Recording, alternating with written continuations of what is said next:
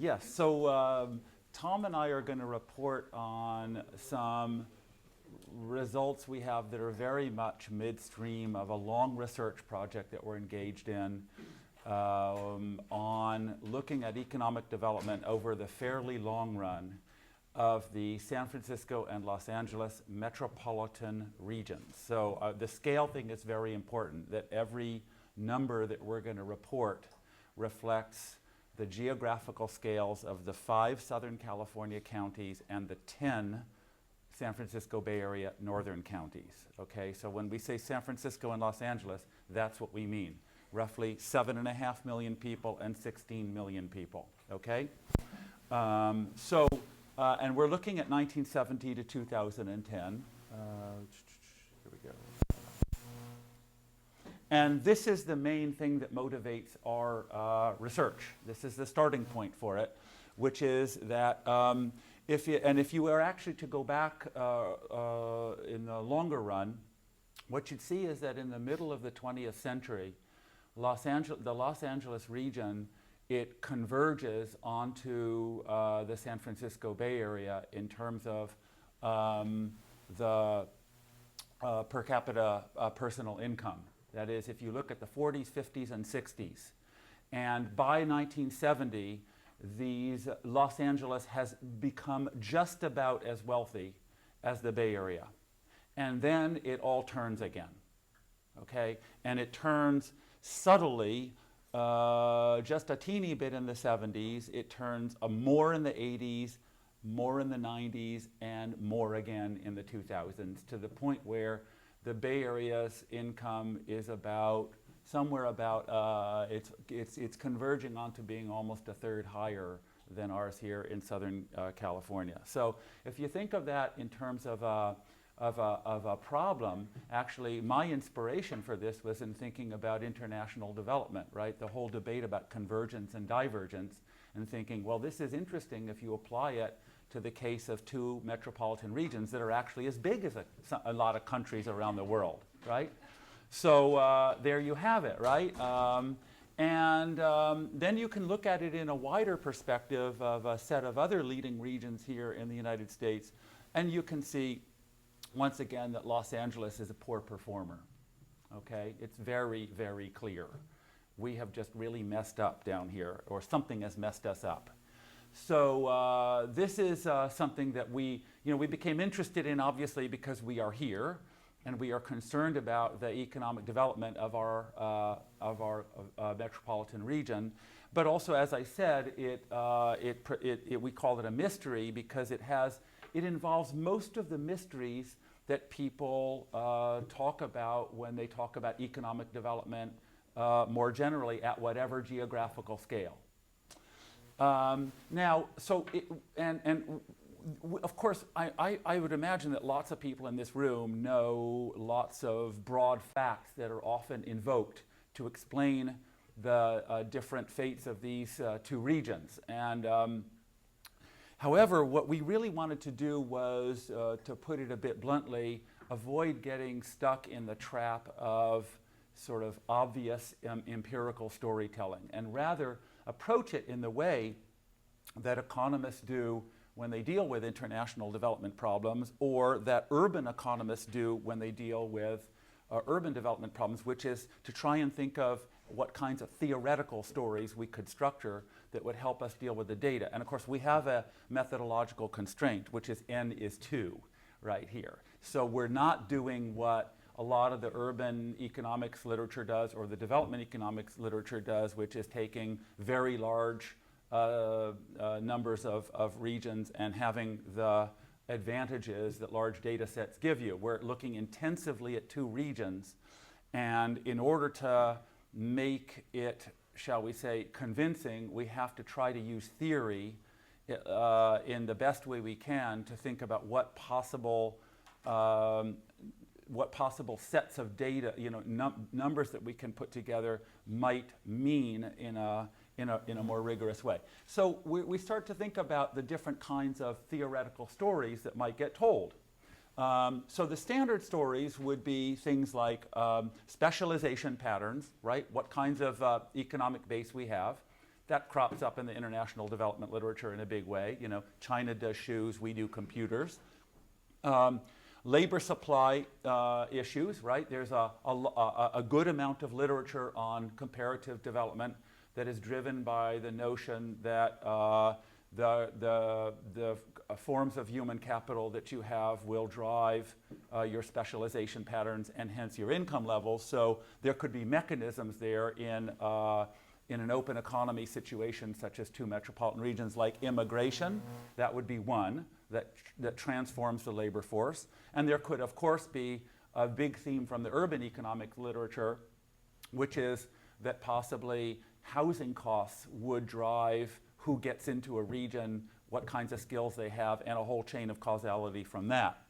There could also be a theme that comes more from, less from urban economists, but it's very dear now to development economists and to economic geographers and other people, which is about institutions, right? Institutions and development, right? So that gets applied mostly at international level rather than regions, but we thought, why not? Maybe there's something about the institutions of these two regions.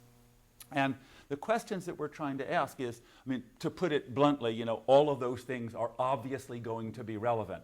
The tricky task in the research is to figure out what are the causal priorities and sequences, and of course, we're going to try to use evidence to think about that. So let me just run through, before we get into the data, some of what the obvious sort of things that people say about those different things. So specialization, right? One of the standard stories looks like this, right? San Francisco gets Silicon Valley, and they also succeed in refocusing in the finance sector at the high end of investment banking. Even though they lose a lot of their bank headquarters, they do more investment banking than we do, and those are two drivers of high incomes in the contemporary US economy. And that at the same time, Los Angeles gets shocked in its specializations, losing defense, growing in light manufacturing. The positive story is we hold on to entertainment, we gain in transportation and logistics, and we lose in biotech, okay? So if you wanted to tell a story about the economic basis, that's the kind of thing you would say. The problem, of course, is moving up the causal chain, which is once you've done that descriptive stuff, for us, the mystery is, in the way it would be a mystery in international development studies, is why, right?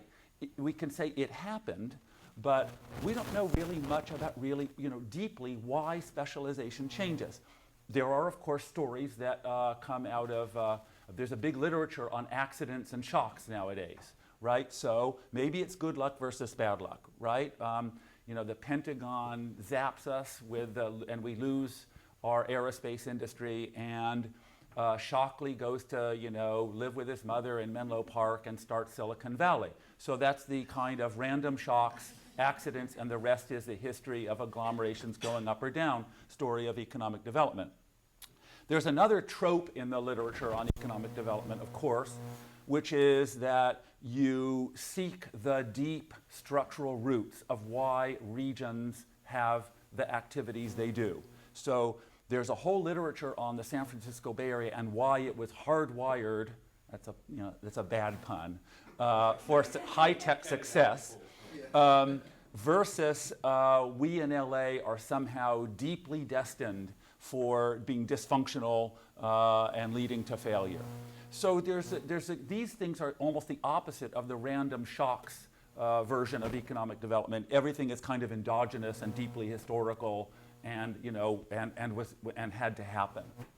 On the labor supply, the second big division that you get in development theory these days is that there might be big events that transform the labor supplies of these regions and drive economic development. So they get Indian PhDs and we get Mexican peasants and we lose our aerospace engineers. I'm being a bit facetious, as you can see, but that sums up some of the broad wisdom. And remember now, but there would be, remember, that's a set of facts, and what some theory does in development economics is it uses that and says it's human capital that in turn drives specialization, which in turn drives jobs, productivity, and income. So you have to push that forward. And now on, there's some things that once again, is we start asking ourselves, those facts are maybe true, but why? What can you say about them in a causal sense? So one thing that you hear a lot of people say is that we get Mexican peasants because we're closer to the border than San Francisco is. So we're 370 miles closer to the border than San Francisco is, and that explains the dramatically different transformations of our labor markets. But that really doesn't seem plausible when you look at the distances that migrants of various groups can travel, right? So it just kind of falls away, or it becomes kind of, frankly, trivial. So we need a better understanding, at the very least, of what the pull factors would be that would have transformed our labor markets in these ways.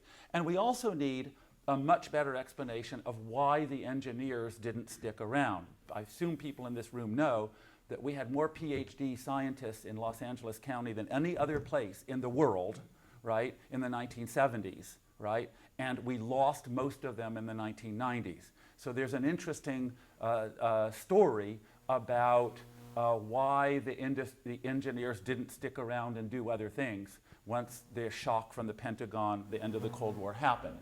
Then there's, yeah. Just a quick question about that. Were they endogenous, as in they were coming out of UCLA and USC and Caltech, or were they moving in? I mean, I don't know, maybe you don't know the answer to that, or it's I don't hard have to trace. Perfect answer. Engineers always, there was a lot of inflow to Los Angeles County in the 40s, 50s, and 60s from all over the country. So they were sourced in a pretty cosmopolitan way. We did obviously crank some of them out here, but I would say a lot of it was interregional migration. So there's an interesting question about the mobility of engineers. Frederick Murray started in New York and he wound up in Los Angeles. Yes. By the end of my research. Yes. And then on the other side, there is the high-skill labor attraction to San Francisco.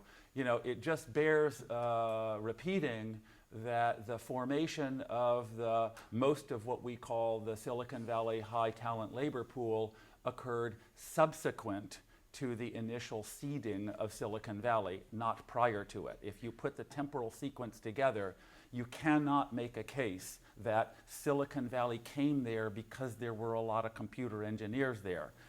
Computer science departments didn't even exist when Silicon Valley received its initial impetus to develop, right? That's the whole point about being something radically new, right? And the labor force was largely created endogenously and subsequently to Silicon Valley's beginning. Of course, it had an interaction. It had a kind of a snowball effect.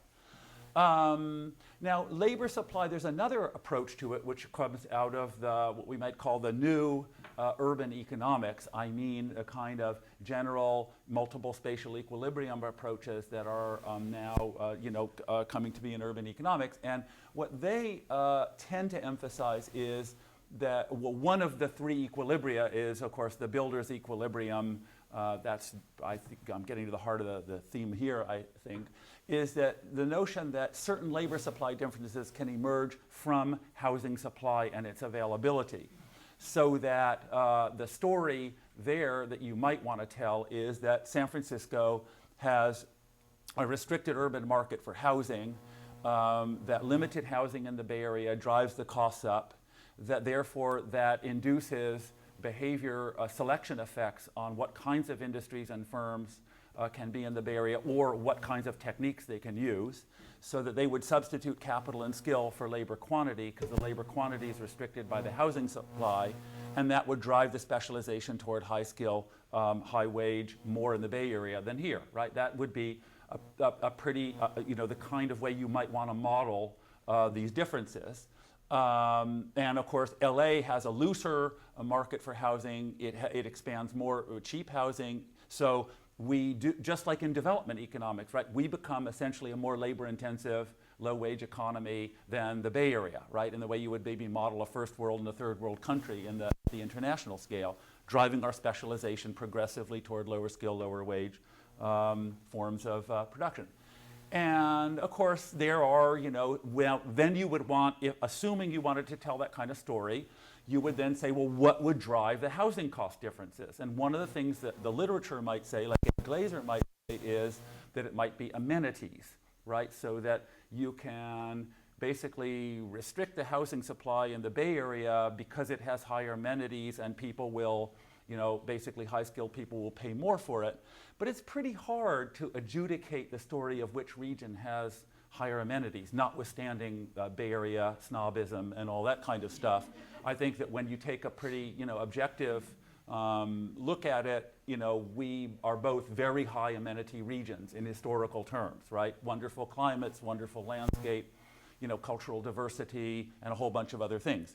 Then the other thing that someone maybe like, I think Ed Glazer might say is it might be policy differences, meaning that there's more of a restrictive, there are more restrictions on land use development in the Bay Area than here, and that would be the trigger for the causal sequence. However, as you'll see, the evidence is very weak and even contradictory on that.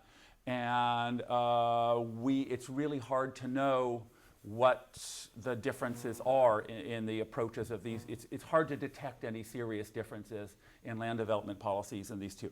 So, and then there's a larger, deeper question that we ask, which is it really plausible to consider that housing cost differences could drive that whole subsequent, housing costs drive the labor force, drives the composition of the economy, drives jobs, drives wages. It's a lot of weight to put on the on the land market. Okay, so, and the last thing, I'm taking too much. The last thing is institutions. So this is this mixed bag of things where there's a lot of theories and approaches which say that inside regions, just like inside countries, right? We compare, the US and Germany, or, China and Brazil, that these have different institutions and rules that they apply to their economic processes, and that governs the processes of selection and adjustment over time. So you would want to think here about the formal aspects of institutions like economic development policy, and you would think about the informal aspects like networks and social capital among the key actors in the economy, and how these informal networks command political attention and orient policies, right? So the story there would be positive resilience, Silicon Valley 1.0 through 5.0, and positive resilience in LA. We'd want to know what, if anything, institutions have to do with that.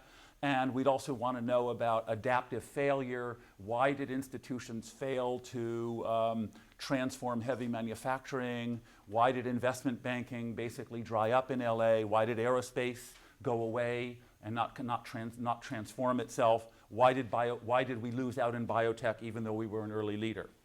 Okay, so now I'm going to turn it over to Tom, and you'll see there's lots of interesting evidence. In terms of some of the evidence that I'll show you, the first one is, of course, trying to answer the question of which place has a more favorable specialization pattern. And of course, we can describe in a very sort of a crude descriptive sense whether the different specialization patterns of these two places, and whether, for example, we know that the Bay Area is very highly specialized in high-tech activities, LA is specialized in a different set of activities, but it's harder to evaluate in a sort of direct one-to-one sense which one has a more favorable specialization pattern. There isn't really much in the way of sort of clear methods to say, here is the value of one place's specialization versus another place's.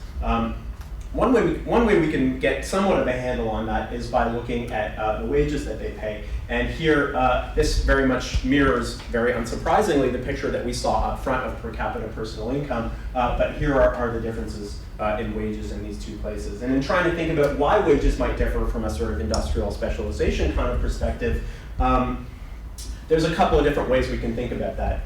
One is a sort of a between effect, that the Bay Area is specialized in different kinds of industries, and those industries pay higher wages. And then there's also what we might think of as a within effect, that even for the industries in which both places are highly specialized, there's the possibility that the Bay Area is higher up on quality ladders or performing higher sophistication tasks, and as a result, earning higher wages. Now, of course, we know that there's a between effect. We know very, very clearly that the Bay Area is very focused on high tech, and high tech industries pay, in general, quite high wages. In fact, the Bay Area, as compared with most metro areas, is a very highly specialized economy in that particular sector. But we wanted to also take a look at these sort of these within industry differences.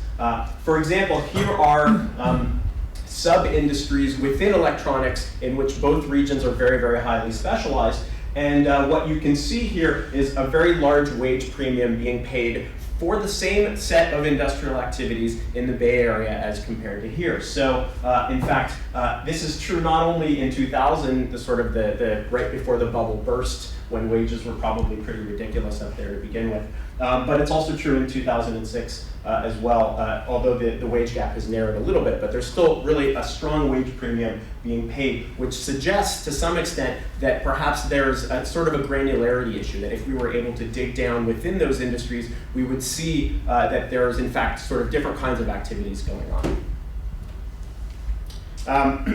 This figure models differences in the occupational structure of industries in these two regions, specifically focusing on how that structure is associated with greater or lesser demand for tasks that require abstract thinking.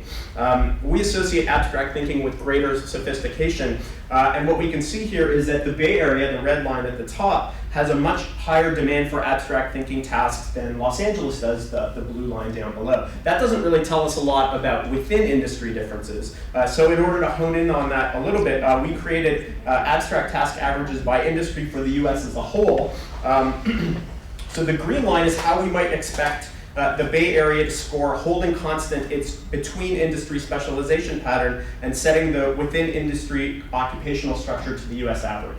In other words, what we see is that the Bay Area's real demand for abstract thinking is much higher than what we would expect given the overall US average. And conversely, for Los Angeles, it diverges negatively. In other words, LA has a lower demand for abstract thinking within industries than what we would expect given its overall industrial structure.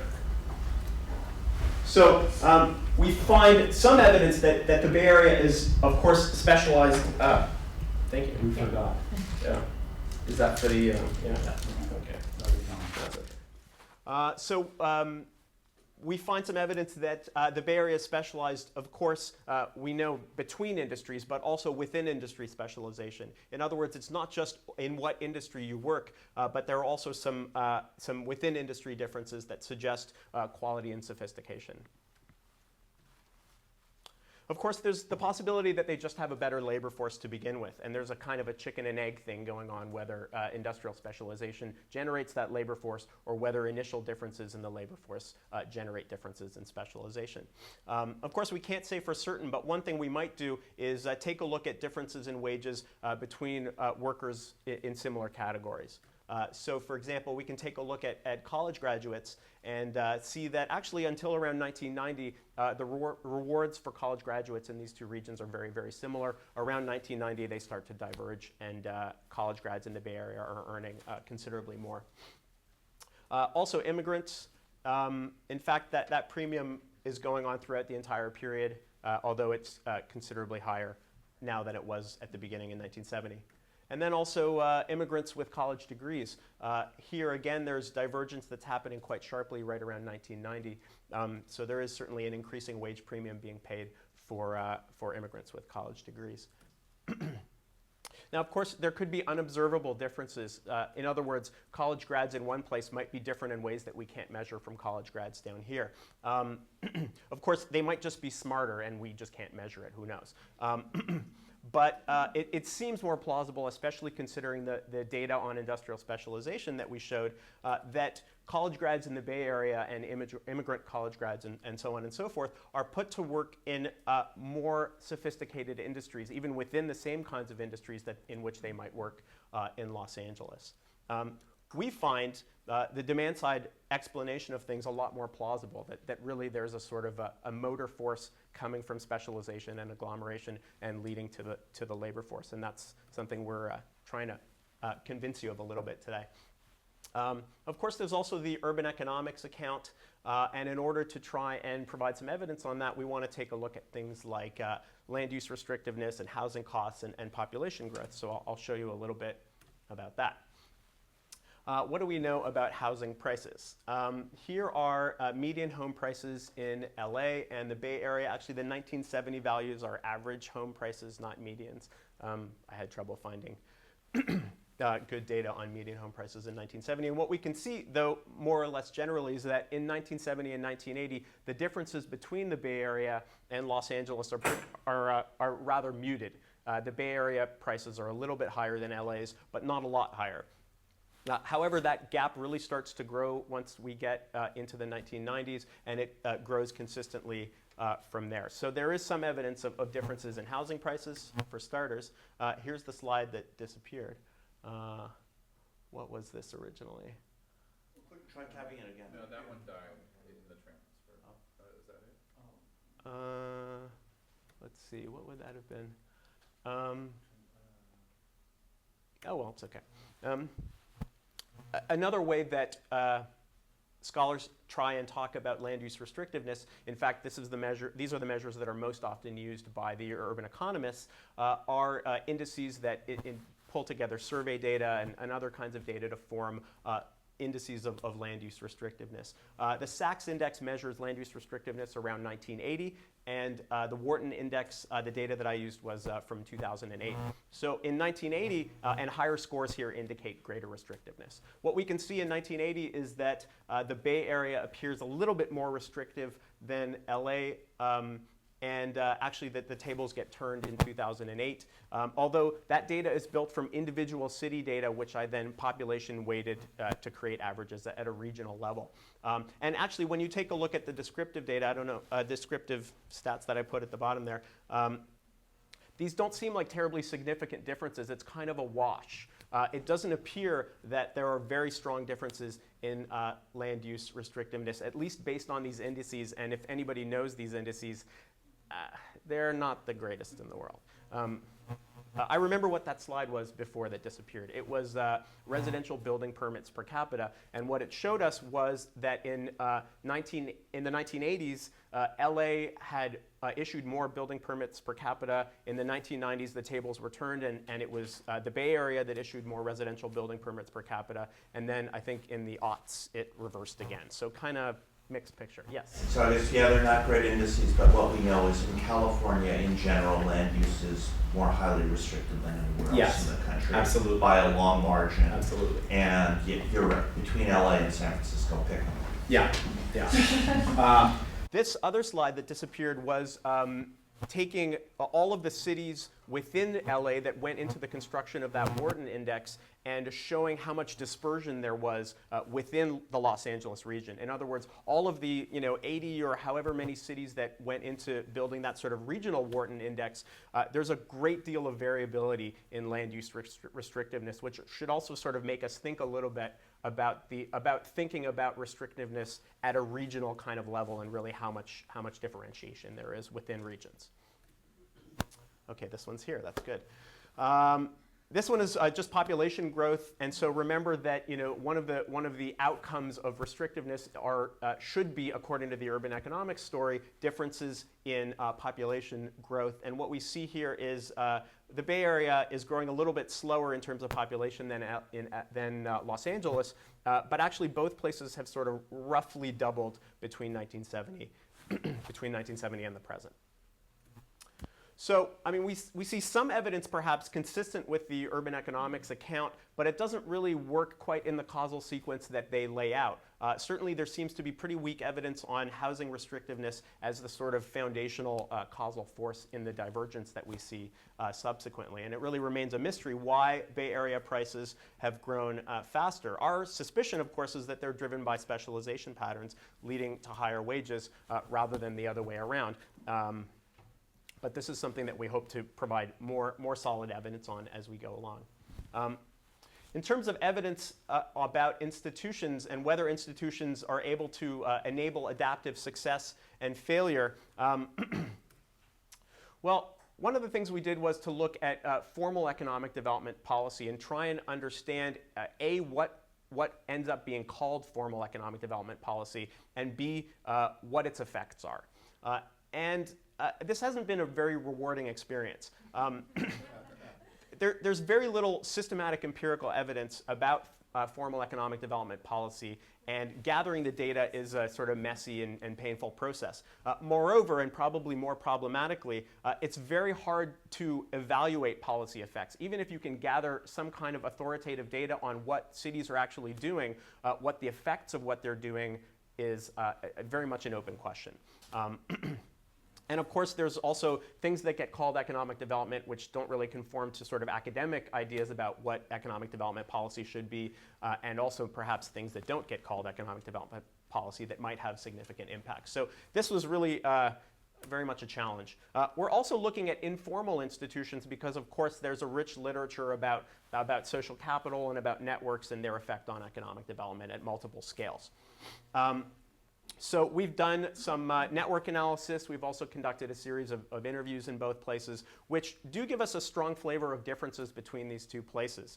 To put it briefly, the Bay Area seems far more interconnected in general in a lot of different ways than LA does, both in terms of corporate networks and networks between not-for-profits. And of course, the economy overall. LA is just a much more fragmented place in terms of its industrial structure than the Bay Area is. And it begs the question, for us at least, whether the Bay Area's focused industrial structure generates those networks and what the kind of causal relationship is there. And of course, whether these links matter for economic development, as sociologists like Woody Powell suggest they do for biotechnology.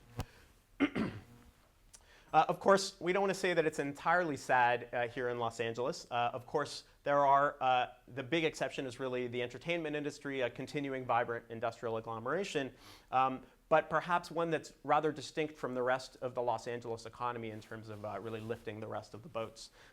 Also, people sometimes talk about the ports and logistics and transportation, which is a success story in one sense, but these don't generally tend to be very high-wage sectors. So just a couple of closing thoughts. Everyone agrees that specialization is a crucial factor determining economic development and subsequently differences in wages. But it occupies very different roles in the causal chain depending on to which theory you adhere. So of course, there's the sort of migration flows leading to differences in labor supply, leading to specialization and wages. The urban economics account that starts from the housing supply and goes from labor supply to specialization and wages. And then this sort of industrial agglomeration or economic geography story that starts from specialization and goes from there.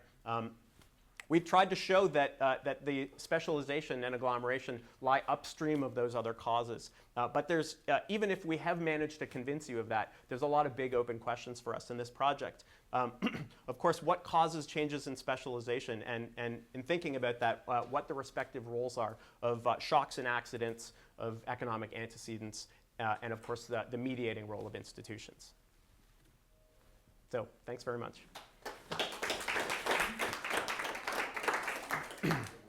Okay, so I've been doing a lot of discussing of papers and refereeing of papers in the last couple of months, and the recurring theme has been they've fallen into two categories.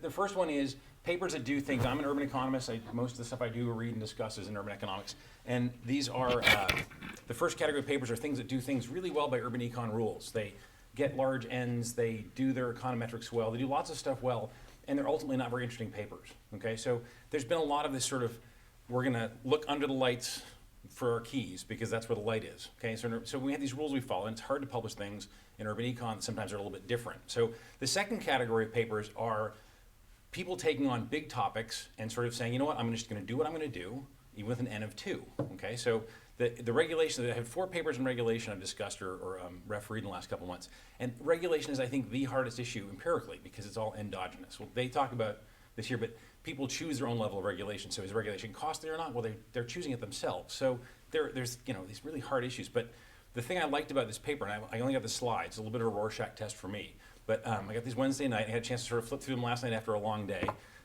was that Michael and Tom are going to do some big game hunting. I mean, specialization and growth is really the issue in urban economics. I mean, why cities exist is because we specialized and concentrated in one area. So this is big game hunting, and I like the fact they're willing to sort of comb through some stuff casually and just sort of say up front, find this stuff not compelling. I'm going to dig deeper. I'm going to look elsewhere. So I'm going to go through all these things. They know literature well, and they go through it. So let me My slides are a little bit all over the place. What's the mystery? They call it specialization. I think really it's growth, right? So specialization is, and they're sort of one of the roles. It's a significant player in growth, but it's really about growth, right? So the Bay Area is growing at a faster rate in their story than LA.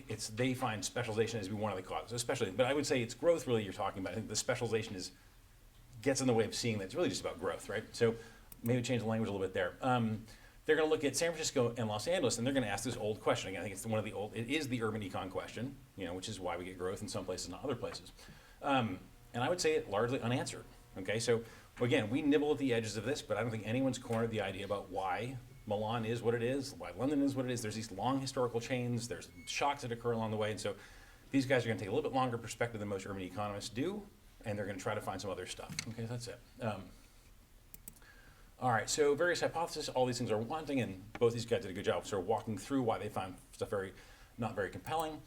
And we're going to focus on specialization. And they focus heavily on the role of clustering and agglomeration of particular industries to tell their story. And we have these two quotes here from the slides that you guys saw. Okay, so, and I like this idea of the upstream of the causal link. I think that thinking about it in those terms as opposed to marginal effects instead of a causal story, I think is maybe an interesting way to look at it.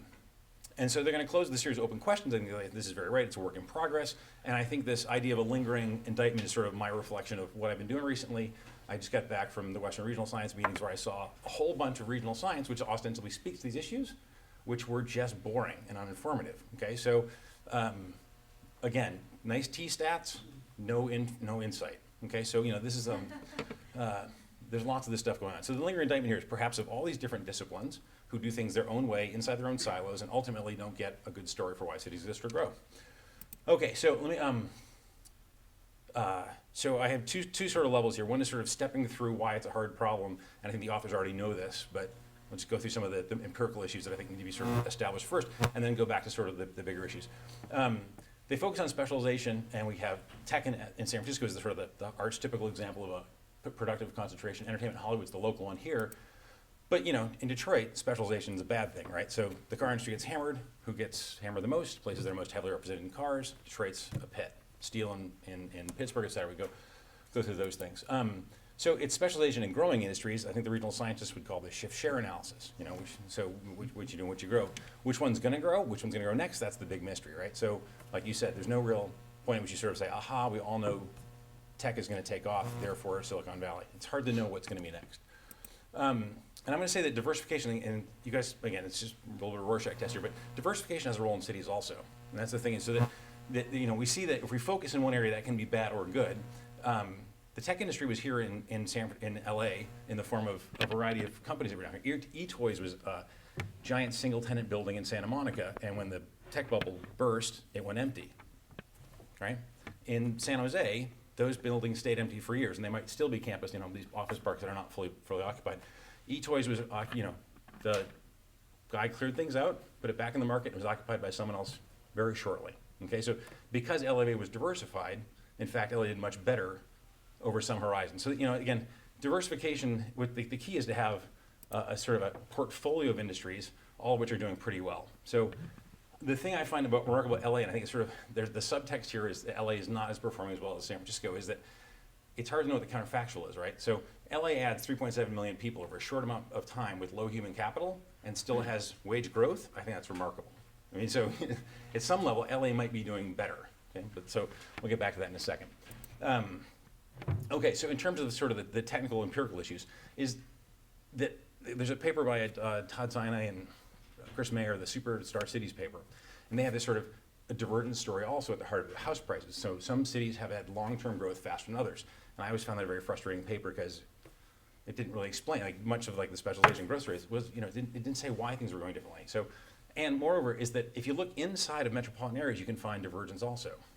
Okay, so there are places that have neighborhoods which do better than others. Beverly Hills in LA does better when times are good, and it diverges from the rest of the pack. And when times are bad, it comes back down again. So there are these interesting stories inside the metropolitan area, and this was true in Wichita, I found, and in Sweden. So these divergent things are both local, metropolitan. They're big, they're small, they're hard to get your head around exactly what it is. And I think that these big lumbering metropolitan areas are hard things to think of as unitary. And so I don't know how you want to introduce that into the discussion, but something would be useful. the wage issue, again, I'm not a labor economist. I haven't done any regressions with wages for a long time, but somehow effective wages, I think, are relevant here. So, you know, when I'm thinking about places to choose, I'm gonna take my wage that I'm gonna get from my firm, take off the housing cost and my commute cost, and then somehow I can think about whether one is higher or lower, right? So given house prices are high in San Francisco, I don't actually know if my disposable income is higher or lower there than here. So again, I think, again, these are squishy, again, these are pard high, these are big game hunting in urban econ, because these issues are pretty tricky. And then, of course, there's a lot of literature on the quality of life stuff and how to measure those things, but I think it's hard to adjudicate. I think you're right. House prices, again, whenever I'm asked what's happened to house prices, I always ask which one, because it matters a lot. You know, Westwood and Beaumont are two different places inside the metropolitan area. Beaumont, huge run up, huge collapse, and is now actually fairly vibrant because there's actually lending at the low end of the spectrum. So, you know, these are places inside of your place you're calling LA. These are two wildly different places. Same is true for income. And the thing is, you know, Berkeley and Tracy are two different places. And, you know, do you want to do average income, medium income? And I think maybe one of the things you can do to test the robustness of your story is to look at the upper quartile, not the very top, because that skews the, remember in the Bay Area, there's a lot of rich people too, right? So that might skew things. So other things to look at, you know, the top quartile or the inner quartile, just to get a robustness as for your divergence story. I think establishing what the actually is actually happening would be useful.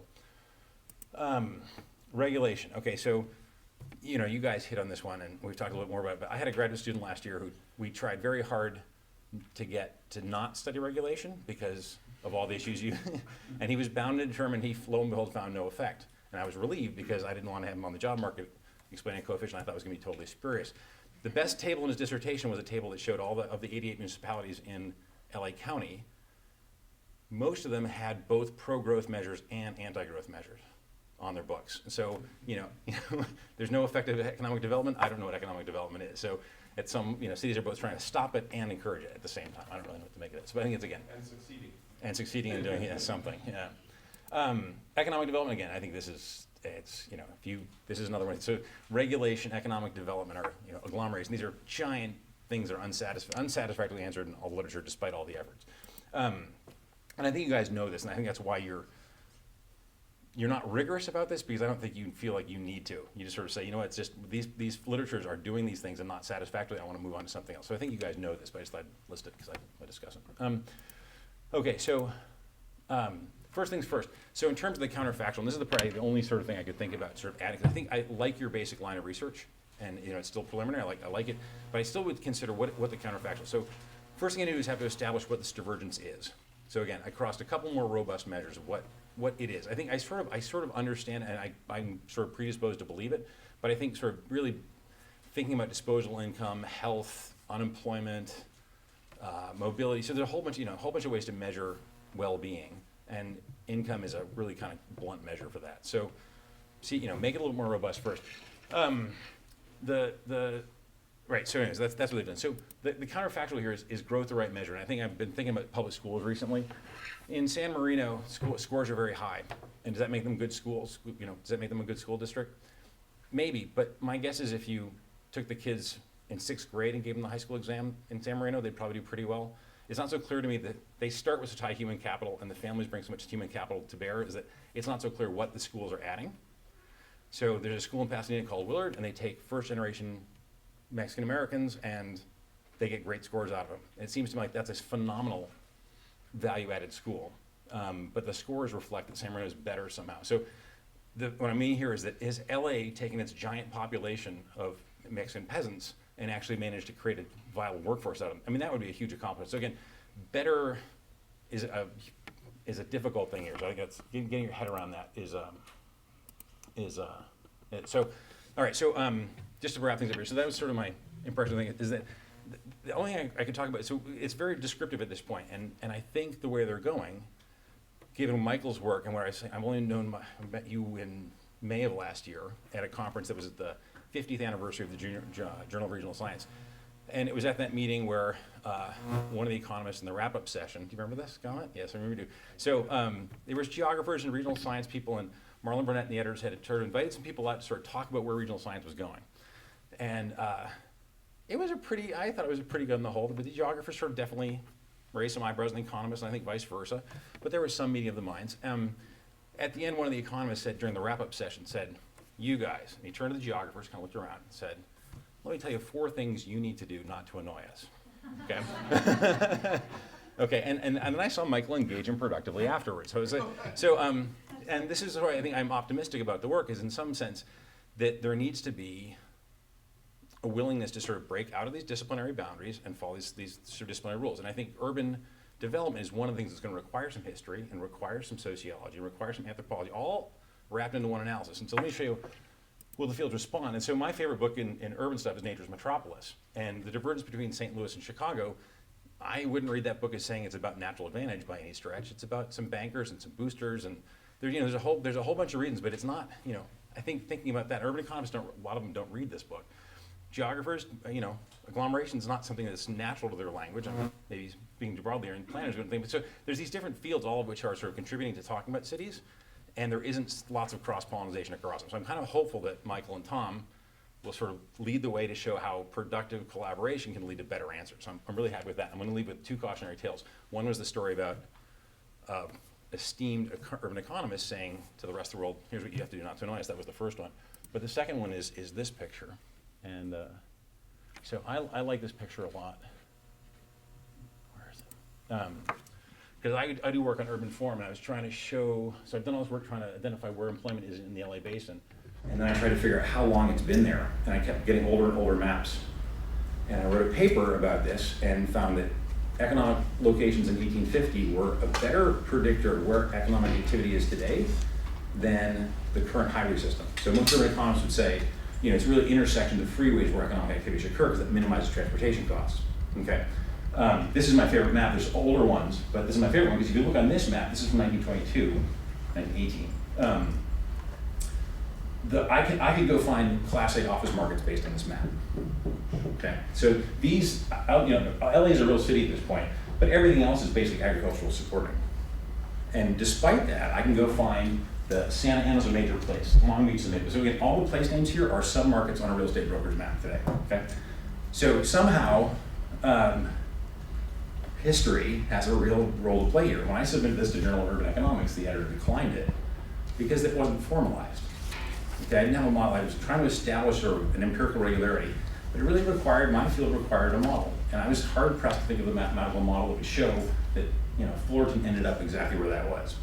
So I changed the title of the paper, submitted to RSUE. I got 2 more open-minded referees, and it was submitted basically with no change. So it was published with no change. So we're in this flux in the field, and I think that, so I'm going to encourage you guys to continue to do a good job of reading these different literatures. And you publish with, Jill's direct on. So working across these fields, I think is at these margins, I think is a productive intersection. So I hope to read the paper when it's ready, and good luck.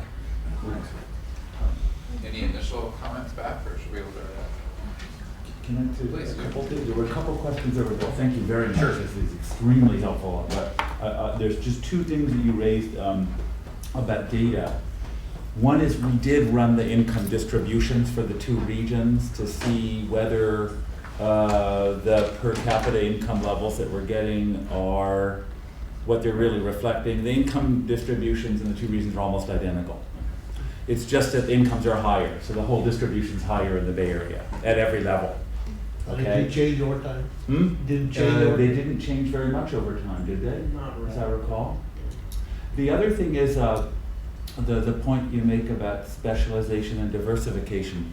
This is actually something that Gilles Duranton and I have been debating 3 years, and we agree that there's a problem because, as everyone knows, when you measure specialization and diversification in the standard way, you're just measuring shares, right? But with regions of different sizes like these, right, you get into a problem of the intersection of what that means for the economics of agglomeration, which rests mostly, whose theoretical basis is mostly about absolute size, that is scale as the foundation of efficiency. So of course, as we know, a small specialized region could have agglomerations that are smaller than a big diversified region. And there's no way to get a single index that combines the absolute and relative size criteria of those 2 ways of thinking. And that, of course, just what it's doing is it's revealing that we have a confusion in our field about what we're trying to get at here. And you're right, if you're an agglomeration economist, you want to take the size of complexes and see, we've been doing some of that. We didn't report on it here today, but we're trying to understand productivity in different industries in the two regions by looking at their absolute sizes rather than their shares. But then on the other hand, right, there's a question about whether specialized economies or diversified economies are more adaptive over time because of their specialization or diversification. Right? It's really maddening, right? This kind of stuff. It's a hard problem. Yeah.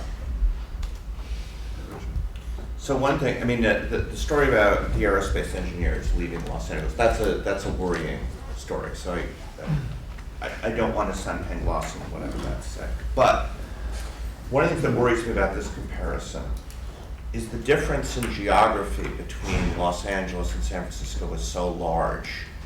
And by that I mean Needles is in the Los Angeles metropolitan area technically because it's in San Bernardino County. Blythe is in Riverside County, is in the Los Angeles metropolitan area. It's 282 miles, I know because I've driven on the road, from Needles to downtown Los Angeles. If you were to do a similar experiment with with San Francisco, you'd probably be getting out to, Kern County somewhere in terms of distances. And I think the reason that's important is if you look at the metropolitan area, if you look at Los Angeles and Orange counties, they are very different than Riverside and San Bernardino counties in terms of their education level. So people with a BA, the share of the adult population with BA in LA and Orange counties are above the national average. In Orange County, it's well above the national average. Whereas in Riverside and San Bernardino County, it's well below the national average. San Bernardino is 15%, and the national is like 26, 27, something like that. And so if you were to do this, if you were to draw a circle from the ground zeros of both metropolitan areas, and did the same sort of analysis, in terms of physical distance, would you get the same kind of differences?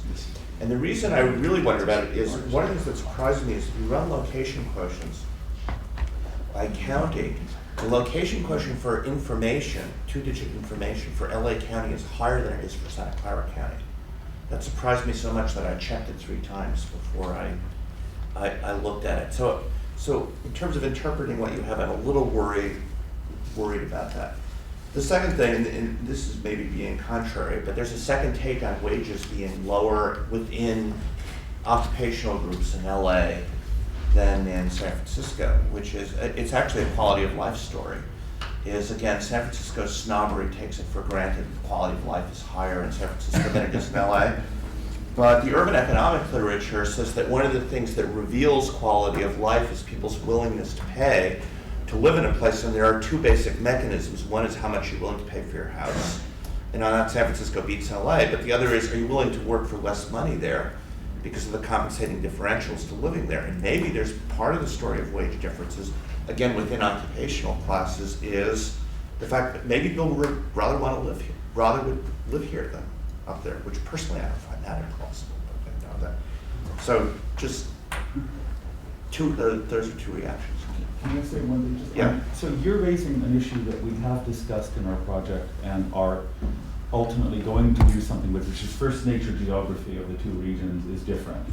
Okay, and one of the things that get people mention when you do interviews in both, and they're very consistent in both regions, is that first of all, the Bay is a connecting, focusing device.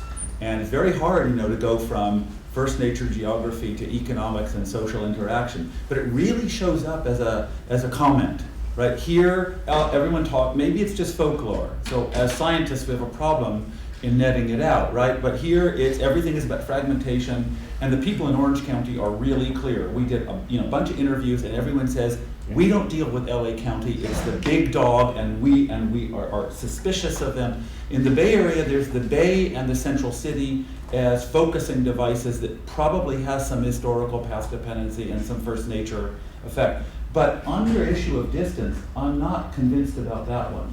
Because if you take the border of Mendocino County, right, that's the area we're looking at. Okay, so Mendocino County. Sonoma-Mendocino County border to the Santa Clara-San Benito County border, right? Think about the distance that's there. Now, the one issue that's tricky and that we have been thinking about is, should we try, and we did a little bit of back of the envelope stuff, is throwing in some of the Central Valley border areas like Tracy and all that, because they're not in our 10 counties now, and that might be an incomparability in our geographical sampling. We've thought about it, but our back of the envelopes suggest that when you add in the Bay Area commuting lip over the hills into the Central Valley, which would be the equivalent of our desert areas, that it's not going to change the contrast in the numbers very much. I can say, I think with really high confidence that we're not wrong on the big difference between theirs, even if you included Stockton and Modesto. But this, you know, In 1990, those wouldn't have been important. Yeah, they're more important now. So, but yeah, I'm glad you raised the thing about the debate, because I was going to just make one general comment with two parts: that geography matters, and it is the prior. So, you know, the dean of Bay Area geographers is James Vance, and his famous anecdote is to say why San Francisco is located where it is, because the deep water was in Sausalito. Why isn't the harbor in Sausalito? And he says, look, the ships came around the Horn, and they saw the Golden Gate, and they flipped the tiller to starboard, and they just kept turning starboard, and they dropped anchor in a lousy spot, because it was because they were so happy to see land. You know, so that's path dependent starting from right there. But the Bay is an integrating force, and there's a parallel example I think in Chesapeake Bay, which is not highly developed, but Chesapeake Bay spawned the smart growth movement in Maryland, because these people could see their commonality around that bay. And so I think that the San Francisco Bay has a political importance in addition to its as a unifying device. And you're exactly right. That Michael, that Orange County sees itself as a park, that it doesn't share anything like the Bay, they're connected. But the other big geography thing I really want to dispute is the border. We have a border, and LA has that border, and the Mexican border is a special thing. And I think one thing that's interesting to see about that is that San Diego does not have as many of these Mexican peasants as Orange County does. And the reason is there's a checkpoint on the border. The border isn't actually at Mexico. The border is at Camp Pendleton. That's the real border. And so Santa Ana is the first city north of the border, and it is the repository or destination for all these Mexicans because it's the first beachhead in America. That proximity to the border is important in keeping them there, because they can then return home very easily. And so why would you go to San Francisco? It's a lot longer drive to come back to Mexico. And so that then establishes, then there's the chain migration, the beaten path theory. There's then a set of networks that get established in Southern California, and people keep migrating here because they have friends and contacts here. And then you build up this massive agglomeration of low-wage workers, which in the 1990s began to spread out because of our recession. But in the fact that it did not go more into the Bay Area and that they went eastward instead is interesting. But the point is that LA had an early advantage in that, and that might feed your specialization, because the labor pool was there, willing to work for cheap. No matter the housing prices, people were doubling up. And so they could figure out how to live very cheaply in a very expensive area. So I think that border is just, you get an N of 2, it's very difficult to, the border is just, you can't get around it. It's the sharpest discontinuity in the world between a first world nation and a third world nation. It's really, that has to be a determining factor of geography. And it can, once it sets a path that way, I don't know. I can't explain what the engineers wanted. That's a good question you got there. A couple more intuitive? I wondered if, from a policy point of view, whether you have checked to see what is sort of the supply side of the investment, public investment in infrastructure and things like that. So, if we look at we all, at least anecdotally, I think we would agree that the freeway system works much better in LA than in San Francisco. But that just turning around and it's mass kind of drive through San Francisco anymore with the freeway. But on the other hand, they invested a lot more in the public transportation system. Are those factors? This is sort of local. It's part of the institutional component of your analysis. So you're hitting at a topic that it's too early for us to report results, but we are right now, one of the members of our team, we are doing analysis of public expenditures in the two regions at both city and county level over time. Right. So, and I don't want to go too far. I mean, there are some. There's definitely sorta, very big differences in public transportation Yeah. expenditures. That's and for in sure. health expenditures. They're higher there than. Yes. Health is higher there. Yeah. Public transportation is higher there. What were the other ones that we're working on? And the other thing, though, that we haven't done yet is we're looking at analyses of variance of public expenditures within the regions, sort of testing regionalness effects versus sort of conflicting priorities effects. But we're just getting into that data right now. But yeah. You expect that you've got a hypothesis? I mean, for me, it's difficult to go from that data. I'm still kind of struggling with how we go from that data to its effects on economic development. That, for me, is kind of an open question. I think, and there's just going to one point that Chris made. I think this is a thing we haven't done, and hopefully we'll do.